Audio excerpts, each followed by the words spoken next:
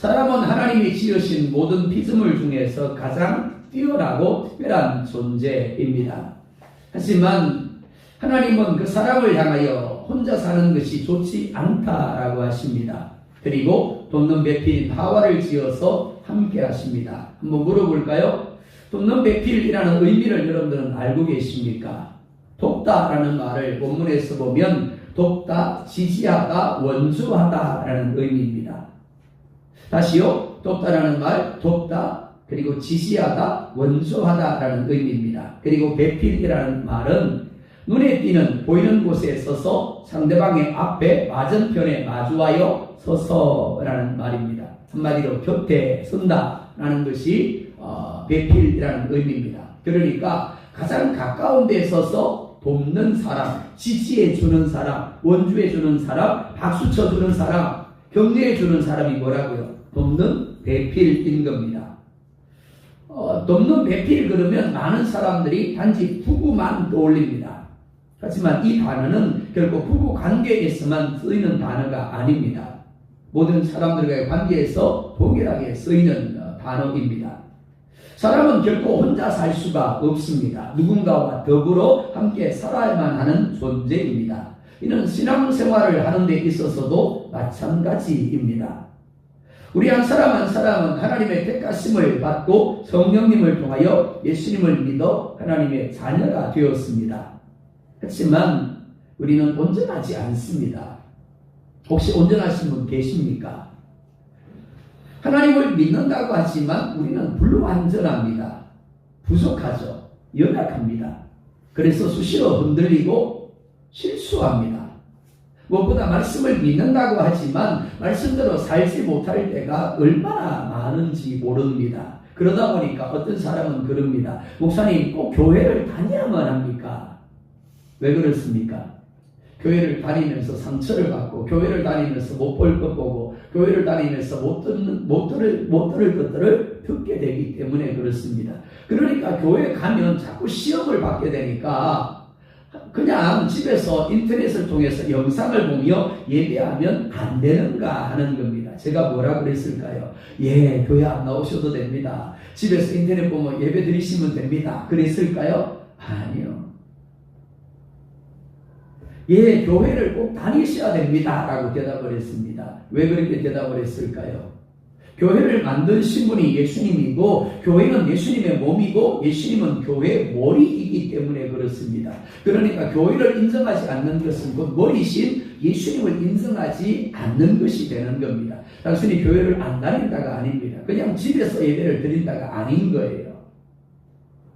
그는 하나님을 믿는다라고 생각할지 모르겠지만 예수님을 인정하지 않는 것이 되는 겁니다. 그러니까 치명적입니다. 사람들은 교회 하면 자꾸만 건물을 떠올립니다. 하지만 교회는 건물이 아닙니다. 교회는 택하셔서 부르시고 함께 하신 이들의 모임입니다. 즉 우리가 교회입니다. 이럴 때 아멘 하셔야 되는 거예요. 교회는 두 가지 목적을 위하여 존재합니다. 첫째, 하나님의 택함을 받아 구원을 받았지만 여전히 불완전하고 연약하며 부족한 이들이 모여서 서로를 돌아보며 서로를 위하여 기도하며 섬김으로 완전함을 향하여 나아가는 것입니다. 그게 교회예요. 그러니까 누군가가 완벽하다면 그는 교회 가운데 머물 필요가 없는 거죠. 완벽하지 않기 때문에, 불완전하기 때문에, 부족하기 때문에, 연약하기 때문에 교회 가운데 머물러야 하는 겁니다. 둘째는 예수님을 알지 못하는 무사람들, 그리고 지역들, 나라들, 열방을 향하여 예수 그리스도의 이름 그리고 복음을 증거함으로 구원을 누리게 하는 것입니다. 이것이 교회의 존재 목적입니다. 오늘 말씀 12절에 먼저 이렇게 말씀을 합니다. 함께 볼까요? 시작. 그들의 발을 씻으신 후에 옷을 입으시고 다시 앉아 그들에게 이르시되 내가 너희에게 행한 것을 너희가 아느냐. 자, 지난주의 말씀을 여러분들이 지난주의 말씀을 한번 떠올려 보셨으면 좋겠습니다.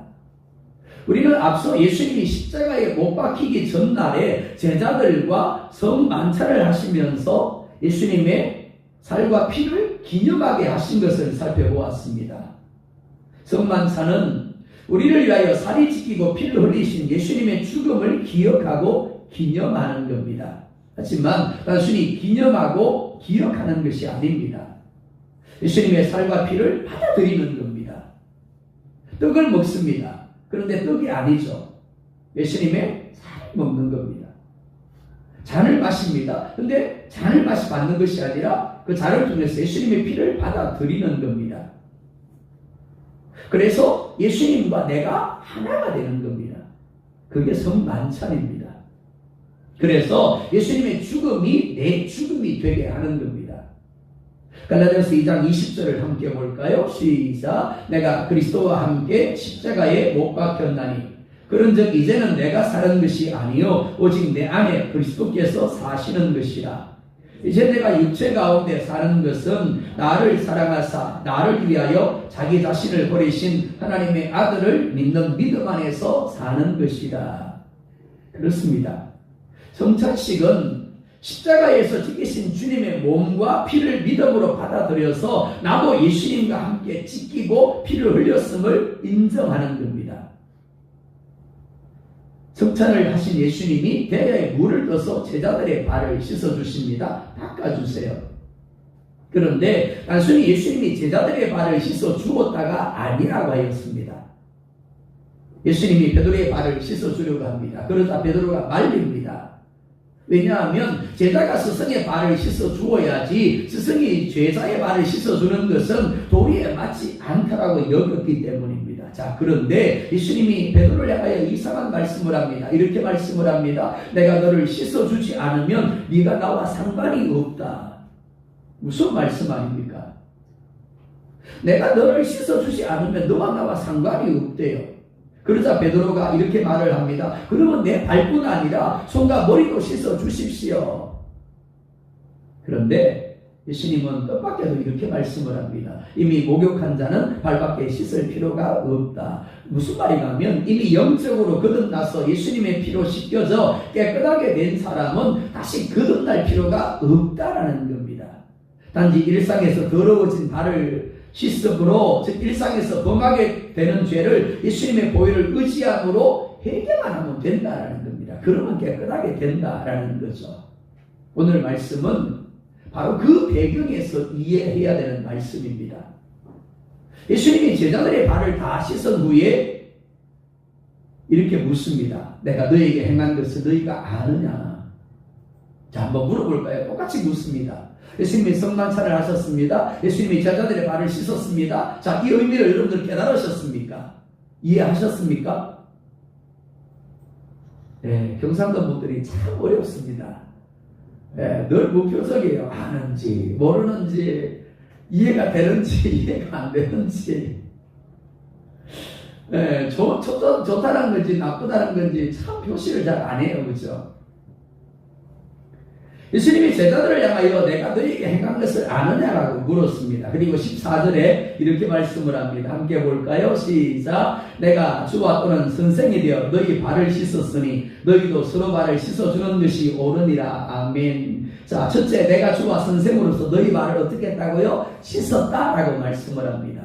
둘째, 너희도 서로 발을 씻어주는 것이 옳다라고 하십니다. 자, 그러니까 뭐에 대한 말씀이에요? 뭐 하라는 겁니까? 서로 발을 씻어 주라라는 말씀이죠. 이 말씀 이해하셨죠? 예, 서로 발을 씻어 주라는 말씀입니다. 그래서 한국 교회 한때 서로의 발을 씻어 주는 세족식이 유행했던 적이 있습니다.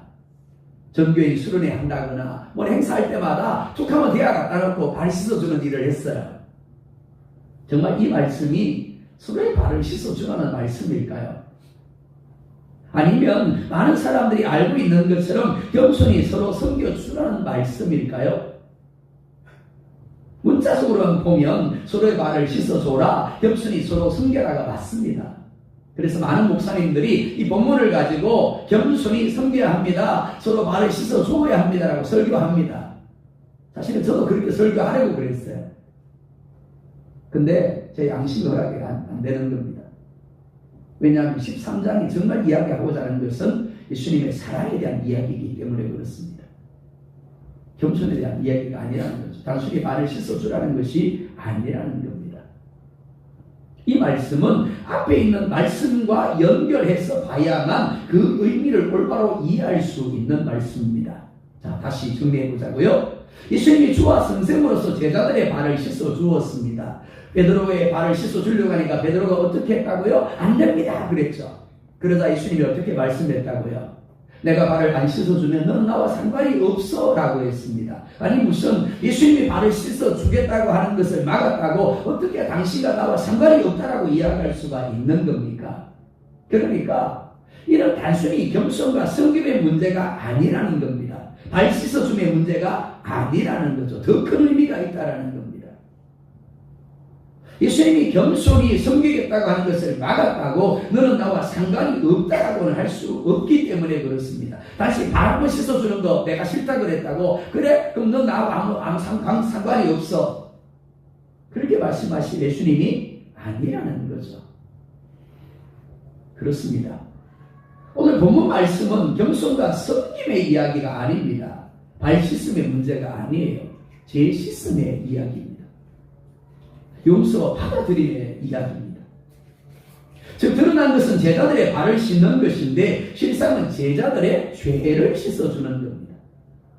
그래서 베드로가 내 발뿐 아니라 손과 머리도 씻어주십시오 라고 할 때 너는 이미 목욕했다. 그러니까 발만 씻으면 된다 라고 이야기하신 겁니다.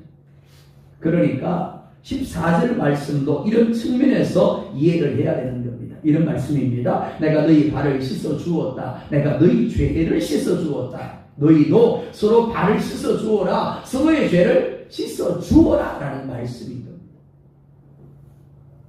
그래서 15절에서 이렇게 말씀을 합니다. 함께 볼까요? 시작. 내가 너희에게 행한 것 같이 너희도 행하게 하려 하여 본을 보였노라. 너희도 서로 행하게 하려 하여 본을 보였다라고 하십니다. 단적으로 문자적으로 보면 서로 겸손히 서로의 발을 씻어 주라는 말씀으로 이해할 수 있습니다. 우리는 지금까지 그렇게 말씀을 들어왔어요. 아, 겸손해야 되는구나. 아, 서로의 발을 씻어 주어야 되는구나.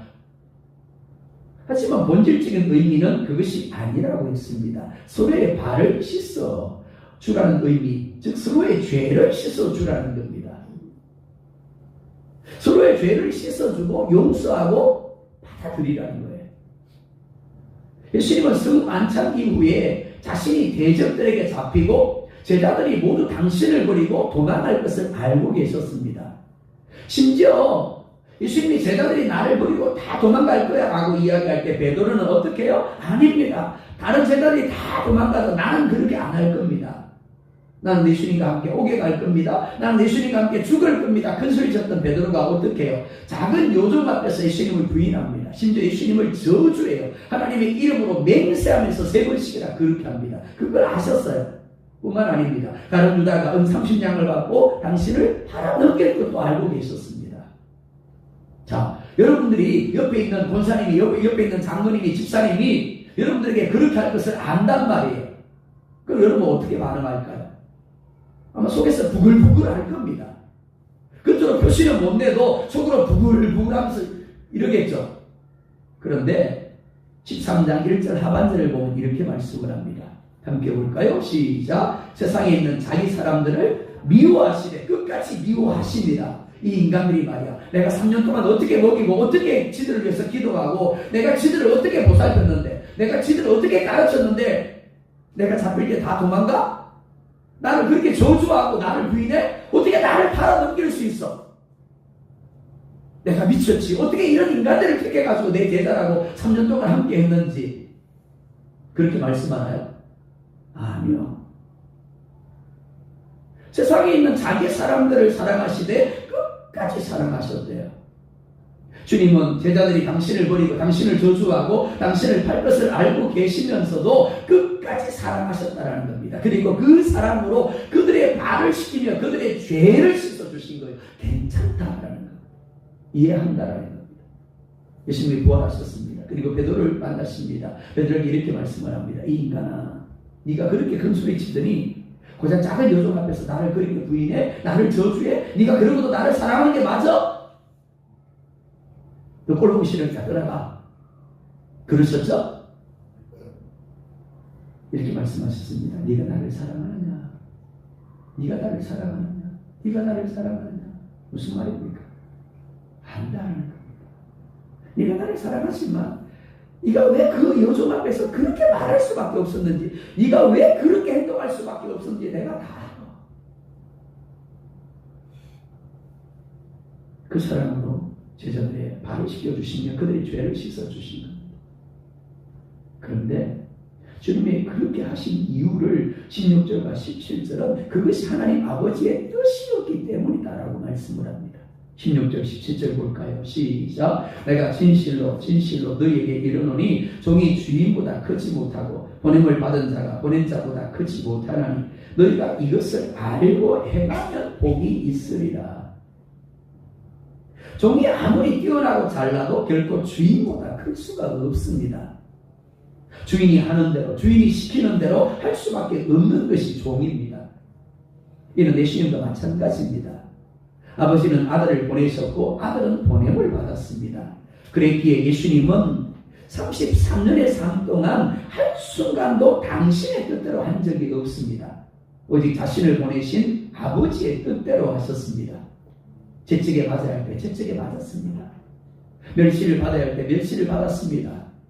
뺨을 맞아야 할 때 뺨을 맞으셨어요. 침뱉음을 당해야 할 때 침뱉음을 당하셨습니다. 그리고 십자가에 못 박혀 죽어야 할 때 십자가에 못 박혀 죽었었습니다. 겟세마네 동산에서 3번씩이나 기도합니다. 아버지여, 이 잔 옮길 수 없습니까?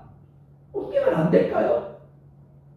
얼마나 예수님의 그 기도가 간절하고 처절했던지 어떻게 해요? 모세 혈관이 터지고 피가 땀방울과 함께 나왔대요.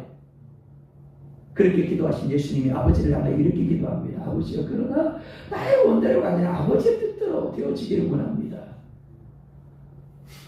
왜요? 보냄을 받았기 때문에 그렇습니다. 그리고 그 예수님이 십자가에서 이렇게 선언하셨습니다. 다 이루었다. 그렇습니다. 주님의 삶은 당신을 보내신 아버지의 뜻을 온전히 이룬 삶이었습니다. 예수님은 아버지의 뜻에 대하여 이렇다 저렇다 하지 않았습니다. 아버지 이건 아닌 것 같은데요 라고 말하지 않았습니다. 왜냐하면 보냄을 받은 존재였기 때문입니다. 이는 우리도 마찬가지입니다. 그리스도인된 우리, 교회된 우리의 머리는 예수님입니다. 예수님이 친히 제자들의 허물과 죄악을 씻어주셨습니다. 용서하고 받아들이셨습니다. 하지만 모두는 아니었습니다. 왜냐하면 가룟 유다는 스스로 그 예수님의 용서하심을 거부하고 망하는 길로 갔기 때문에 그렇습니다. 사랑 여러분, 예수님이 여러분의 주인이 맞습니까? 예수님이 여러분의 머리가 맞습니까? 그렇다면 당연히 주인과 머리 되신 예수님이 제자들의 발을 씻어주신 것처럼 우리 또한 다른 이들의 발을 씻어줄 수 있어야 하는 겁니다. 예수님이 제자들의 죄를 씻어주신 것처럼 우리 또한 다른 사람들의 죄를 씻어줄 수 있어야 하는 겁니다. 이것이 복 있는 자의 삶이다라고 말씀을 합니다. 하지만 쉽지 않습니다. 왜냐하면 머리로는 고개가 끄덕여지는데 가슴으로는 안 움직여지기 때문에 그렇습니다. 자, 그런데 마태복음 6장 12절에 이렇게 말씀을 합니다. 함께 볼까요? 시작. 우리가 우리에게 죄 지은 사람을 용서하여 준 것 같이 우리의 죄를 용서하여 주시고. 자, 말씀을 나눠보겠습니다. 반대로 한번 보겠습니다. 첫째, 뭐하고요? 우리의 죄를 용서하여 주십시오. 우리의 죄는 결코 저절로 용서되는 것이 아닙니다. 용서해 주십시오라고 한다고 해서 저절로 용서되는 게 아니에요. 죄의 값을 지불해야 합니다. 그리고 죄의 값은 사망이죠. 우리 몸을, 우리의 생명을 값으로 지불해야만 우리의 죄가 사함을 받는 겁니다. 그런데 우리는 그럴 수가 없습니다. 그래서 예수님이 나와 한 몸이 되어서 십자가에서 찢기고 피를 흘려 죄값을 지불하셨습니다. 그래서 우리 죄가 용서를 받았습니다. 할렐루야 아닙니까? 예수님만 죽었는데 나도 죽은 거예요. 예수님이 죄값을 갚았는데 나도 죄값을 갚은 것이 되어진 겁니다. 자, 그런데 둘째 뭐라고 이야기합니까? 우리가 우리에게 죄 지은 사람을 뭐하여 준 것 같이 용서하여 준 것 같이. 한번 물어볼까요? 용서하셨습니까? 사실 부담스러운 말씀 아닙니까? 남편의 죄를 용서하셨습니까? 아내의 죄를 용서하셨나요? 자녀의 죄를 용서하셨나요? 부모님의 죄를 용서하셨나요? 옆에 앉아있는 우리 성도의 죄를 용서하셨나요? 혹은 우리 동네에 있는 누군가의 죄를 용서하셨습니까? 주님은 이렇게 말씀을 합니다. 내가 다른 사람의 죄를 용서해 준 것 같이 우리 죄를 용서해 주옵시고. 우리는 얼마나 자주 주기도문을 하는지 모릅니다. 근데 정말 중요한 것은 무엇이가 하면 그렇게 주기도문을 하는 만큼이나 정말 내가 다른 사람의 죄를 용서하여 주었느냐라는 겁니다. 그리고는 하나님 용서하여 주십시오 라고 하고 있는가 하는 겁니다. 나는 용서해 주지 못하면서, 나는 발 씻어 주지 못하면서 주님 발 씻어 주세요 하고 발을 내밀고 있는 것은 아닌가 하는 겁니다.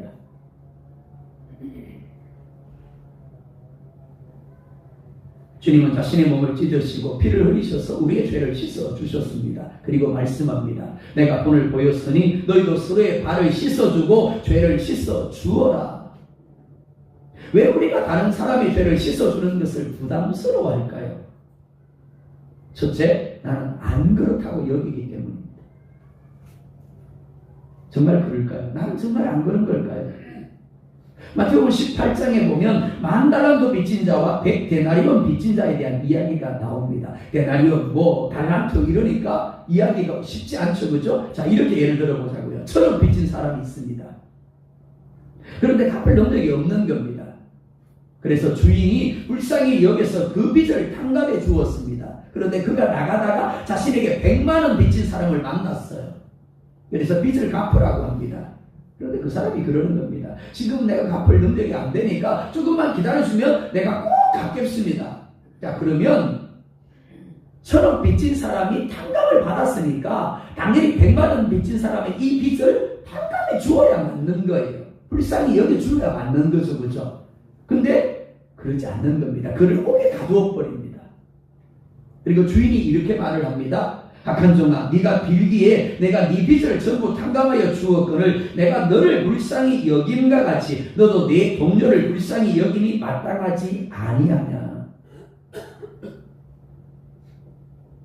내가 너의 발을 씻어준 것처럼 너는 1,000원 빚진 자야.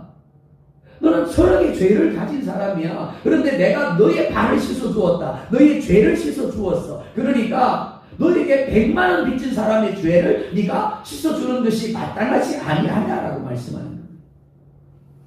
자, 마태복음 7장 1절 2절 보자고요. 시작. 비판을 받지 아니하려거든 비판하지 말라. 너희가 비판하는 그 비판으로 너희가 비판을 받을 것이요 너희가 헤아리는 그 헤아림으로 너희가 헤아림을 받을 것이니라. 왜 다른 사람을 비판하게 될까요? 왜 다른 사람에 대하여 이렇다 저렇게 판단하며 쉽게 이야기하게 되는 걸까요? 나는 안 그렇다고 여기기 때문입니다. 이것이 인생이 가진 최대의 문제점입니다.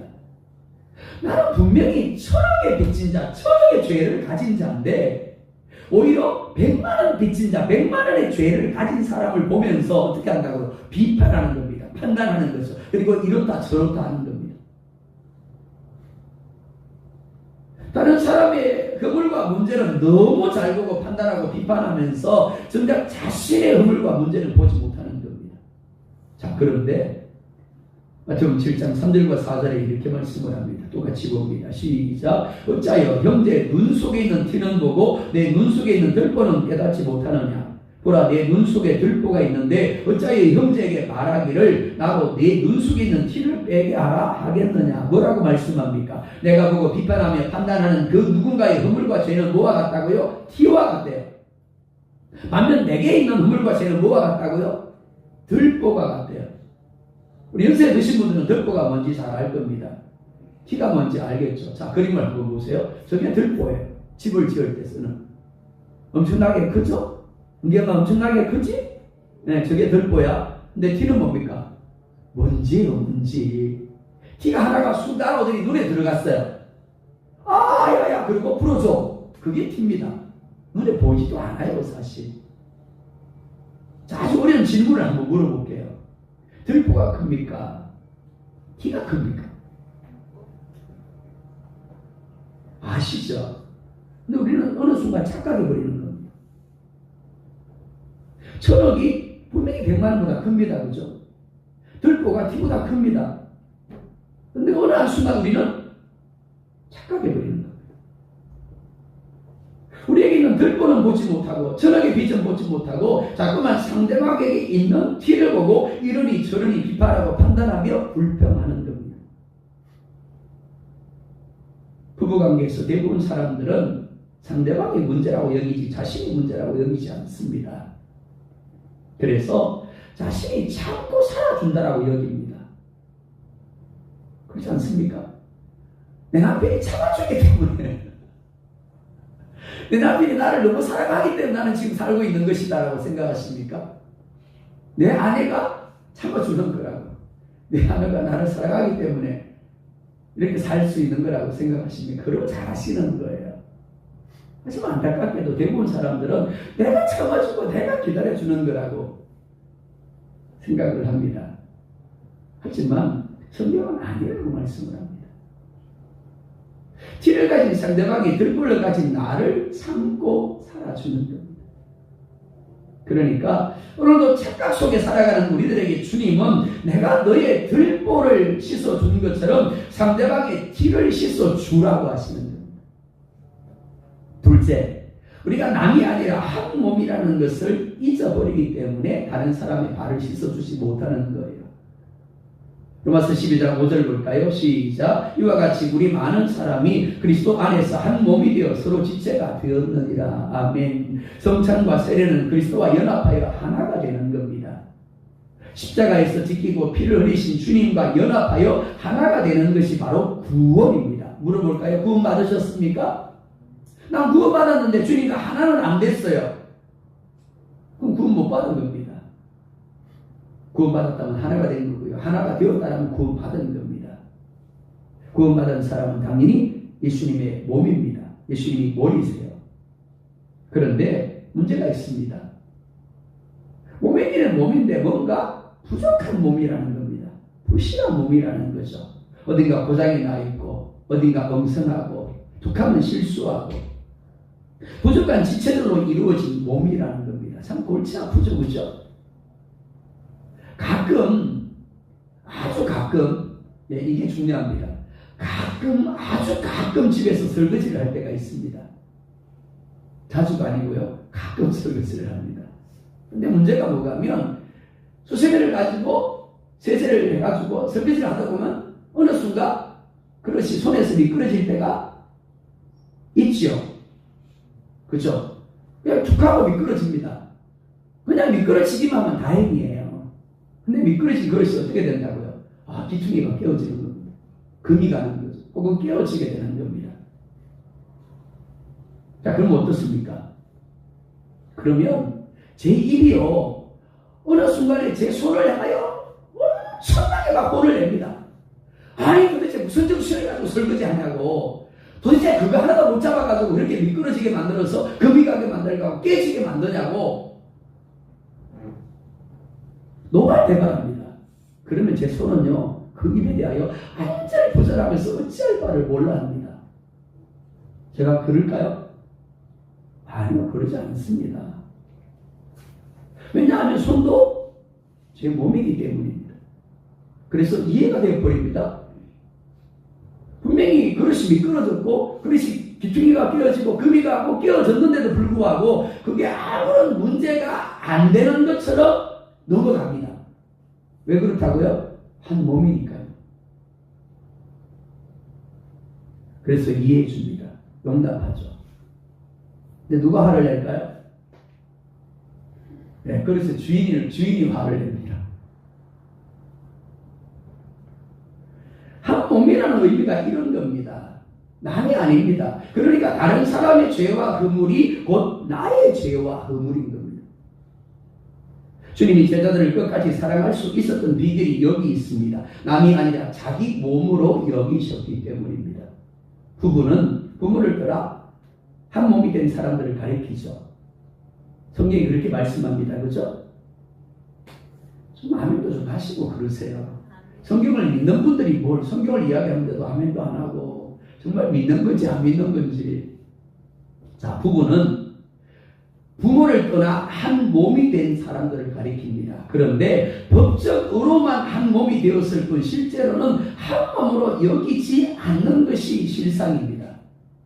한 몸으로 여긴다면 그럴 수가 없는 거죠. 아내의 슬픔이 내 슬픔이 되고, 아내의 아픔이 내 아픔이 되고, 아내의 실수와 허물이 나의 실수와 허물이 되는 겁니다.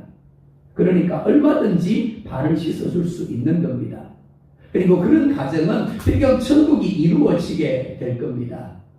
혹시 굿 파트너라는 드라마를 아십니까? 예, 저는 뭐 드라마 전체를 볼 시간은 없고요. 가끔 유튜브에 들어가서 쇼츠로 올라오고 있는 것을 보는데 굿 파트너라는 드라마 쇼츠를 잠깐 본 적이 있습니다. 로펌의 대표 변호사가 있습니다. 이 사람이 30년 동안 정말 가족들을 위해서 변호사 사무실에서 죽으라고 일만 했어요. 그런데 방문에 이르러서 서로가 상대방 탓을 하며 이혼을 하고자 합니다. 그때 판사가 그런 이야기를 합니다. 상대방의 입장에서 경청하고 배려하고 이야기보다는 늘 내 입장만 고집하지 않았나 되돌아보셨으면 좋겠습니다. 남편과 아내가 마지막으로 변호사들과 함께 만남을 가집니다. 그 자리에서 남편이 이 판사의 이야기를 떠올립니다. 그리고는 갑자기 아내 앞에 무릎을 꿇습니다. 조금 전까지만 해도 아내 탓만 하던 남편입니다. 내가 나 혼자만 잘 먹고 잘 살자고 그랬다고, 당신하고 자식 잘 키우려고 그렇게 한 거 아니냐고, 그것도 이해해주고 그러냐고. 그런데 그랬던 남편이요, 무릎을 꿇고는 이렇게 이야기를 합니다. 고맙다, 미안하다. 모든 게 다 고맙고 덕분인데 자기 자신이 못나서 옛날 사람이라서 한 번도 고맙다는 말을, 미안하다는 말을 못했다라고 합니다. 그리고 이게 마지막이 될 수도 있는데 나 자신이 참 못났다라고 이야기를 합니다. 그러자 조금 전까지만 해도 역시 남편 탓만하는 아내가 같이 무릎을 꿇고는 그런 겁니다. 당신 때문에 잘 산 것도 알고 당신 고생한 것도 내가 잘 안다고. 하지만 너무 자존심 상하고 외로웠다고, 30년간 혼자였다라고 그러면서 남편의 품에 안겨서 우는 거예요. 조금 전까지만 해도 그들은 분명히 부부였는데도 불구하고 남이었습니다. 남 탓만 했어요. 당신 때문이라고만 이야기를 했습니다. 그런데 한순간 그들은 진정으로 한 몸이 되어집니다. 그리고 그의 아픔이 내 아픔이라는 것을, 그의 슬픔이 나의 슬픔이라는 것을 깨달은 거죠. 그리고 부둥켜 안고 우는 겁니다.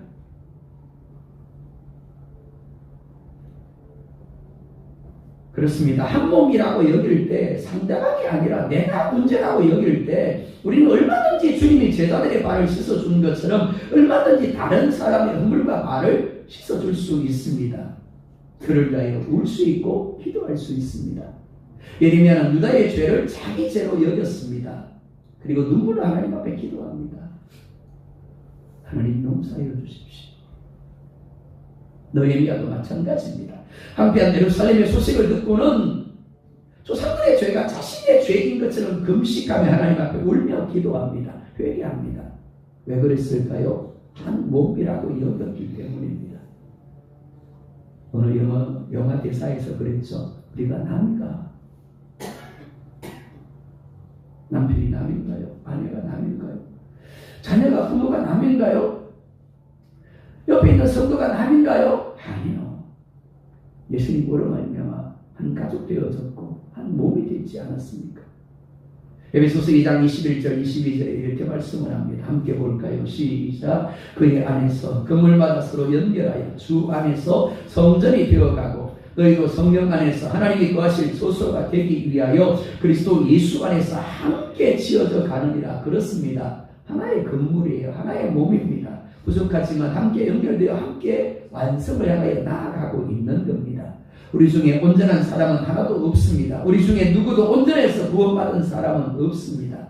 주님이 우리 발을 씻어 주셨기에 이 자리에 있는 거예요. 그리고 주님 때문에 우리는 한 몸이 되었고 함께 온전함을 향하여 지어져 가고 있습니다. 사랑하는 성도 여러분, 내가 내 손을 더러운 것을 보고도 씻지 않으면 어떻습니까? 손만 더러워지나요? 아니요. 내 몸이 더러워지는 거예요. 나도 더러워지는 겁니다. 마찬가지입니다. 다른 사람의 발을 씻어주지 아니하면 나도 죄 가운데 머무는 겁니다.